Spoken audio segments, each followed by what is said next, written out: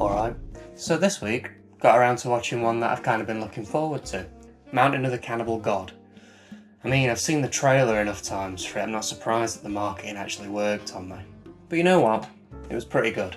So it's a 1978 Italian cannibal film, directed by Sergio Martino, and starring Ursula Andress, who's probably best known as one of the Bond girls.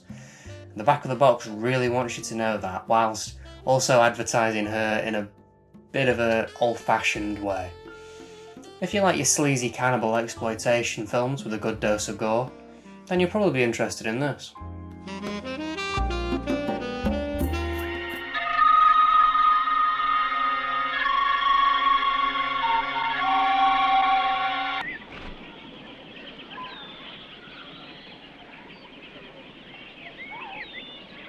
Mountain of the Cannibal God.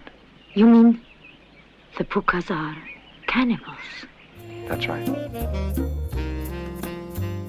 The plot to this is very typical for the genre. So a woman's husband goes missing in the jungle, and so along with her brother and a worldly rogue, they set off to try and find him, with twists and turns along the way. It's full of tropes that you'd expect from this type of film, but it does them very well and creates a very watchable experience, and only really suffers in the pacing department. The acting's surprisingly good here as well. There's a few daft lines, but overall, pretty well acted for this sort of film. And the violence is top notch as well. You get decapitations, disembowelings, and a knob getting cut off.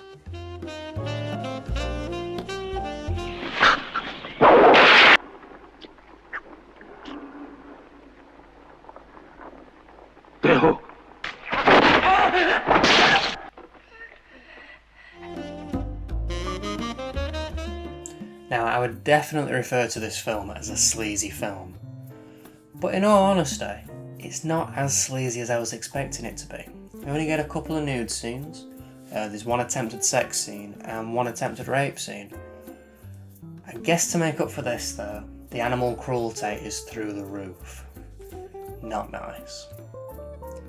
Outside of the gruesome stuff though, the film actually manages to create some quite tense scenes, and the jungle, which is a jungle in Sri Lanka, really creates a claustrophobic setting, and it really heightens the chase scenes and it really adds to the overall mood.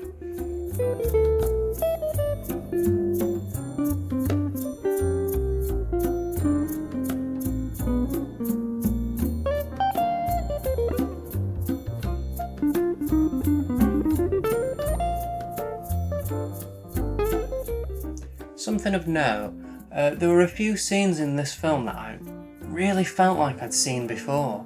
Turns out, Eaten Alive, that we covered in episode 9, just straight up rips scenes from cannibal films, including this one. So jarring. I mean, I've only seen this recently, so it's really weird to see. Now, I can't show you the scenes here, because they are the scenes of animal cruelty. Guess this film just really wanted some animals getting killed, but just didn't want to do it itself.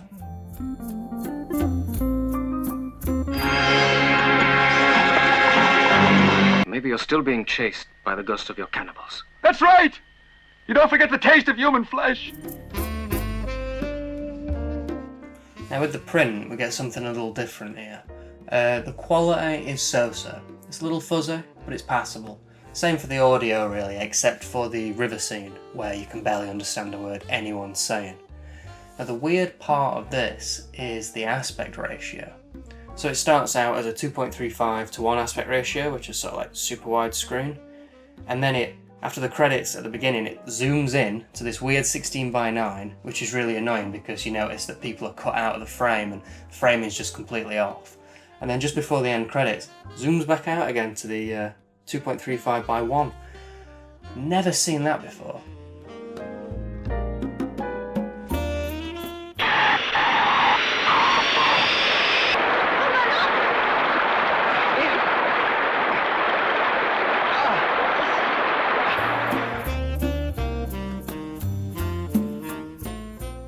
Let's look at this case then. Much better than last week's. Really sells the film, outside of an unfortunate bit of sexism. All the information's correct, although I did think that the runtime was off. But it isn't. For some reason, the trailer for the film is tacked on at the end of it. Close one though. I thought we were getting some Dead of Night territory there. calls the film one of the best cannibal films you'll ever see. And you know what? Of this genre, I think I'll give it that. Also, Vault of Horror's logo again. I think that might be 3 in a row now. Incorrect consistency. And we're back to the usual again with what's on the disc. Chapter select, stills, filmographies and 3 trailers. Cannibal Holocaust, Psychic Killer, and of course, the trailer for this.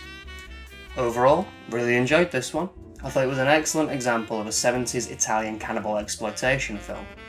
Now, if you're sensitive to things like animal cruelty or rape, then I'd avoid it. If that sort of stuff don't bother you and you're a fan of the genre, then this one's definitely worth checking out. This print is okay, apart from the weird aspect ratio thing. There is a Blu-ray out there though by Shameless, if you wanted an upgrade. Overall then, decent film this week. Next week, who the hell knows? Because we're going to be taking a look at The Mutilator. What a title.